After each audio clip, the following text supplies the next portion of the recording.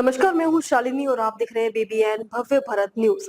चलिए शुरू करते हैं आज की मुख्य खबरें। साहित्य सृजन सम्मान पीयूष मिश्रा, शकील आजमी समेत इन लेखकों को मिला बेस्ट सेलर की श्रेणी में पुरस्कार।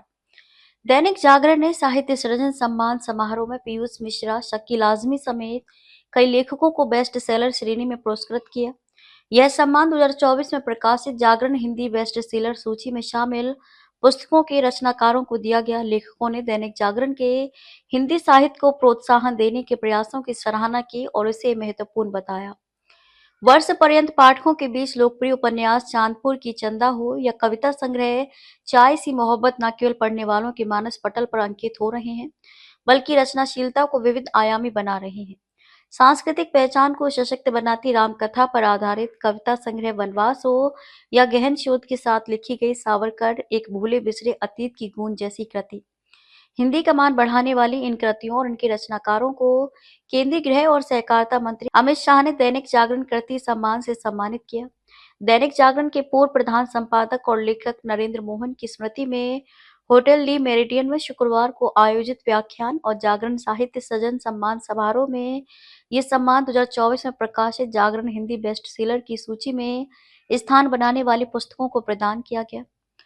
सूची की पहली कृति को नवांकुर श्रेणी में पुरस्कृत किया गया और पुरस्कार मिला अतुल राय के उपन्यास चांदपुर की चंदा को, जो हिंद युग्म से प्रकाशित है। कथा श्रेणी में कैलाश मांझू विश्नोई को उपन्यास यूपीएससी वाला लव कलेक्टर साहिबा को पुरस्कृत किया गया।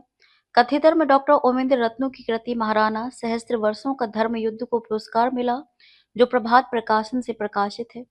अनुवाद में अक्षत गुप्ता की प्रभात प्रकाशन से प्रकाशित पुस्तक द हिडेन हिंदू भाग को एक सम्मान मिला। कविता में परितोष त्रिपाठी के काव्य संग्रह चाय सी मोहब्बत को पुरस्कृत किया गया।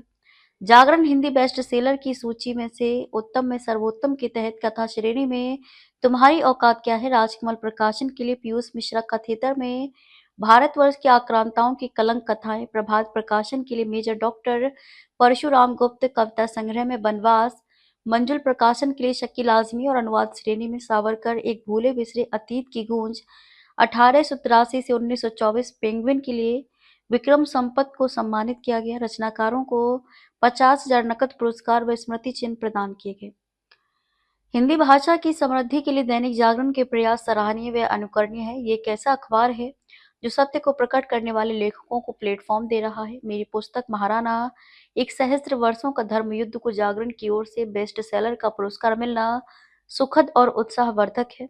डॉक्टर ओमेंद्र रत्नू लेखक मूल रूप से जयपुर के रहने वाले डॉक्टर रत्नू नाक कान गला सर्जन है। इससे पहले पाकिस्तान के अल्पसंख्यक हिंदुओं की पीड़ा पर आधारित एक लघु पुस्तक पाकिस्तान के हिंदू व सिख एक विस्तृत नरसंहार लिख चुके हैं। दैनिक जागरण बेस्ट सेलर पुरस्कार मिलना सम्मान की बात है। ये हिंदी साहित्य को समृद्ध करने का एक सार्थक प्रयास है। सम्मान और इस सार्थक प्रयास के लिए दैनिक जागरण का कोटि कोटि धन्यवाद। हिंदी साहित्य को समृद्ध करने के प्रयास सरकारी और गैर सरकारी स्तर पर होने चाहिए।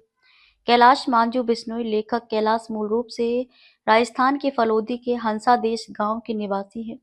11 साल पहले यूपीएससी की तैयारी के लिए दिल्ली के मुखर्जी नगर आए। आईएएस तो नहीं बन पाए पर लेखन की दुनिया में धाक जमाने में सफल रहे। अब तक 3 पुस्तक लिख चुके हैं।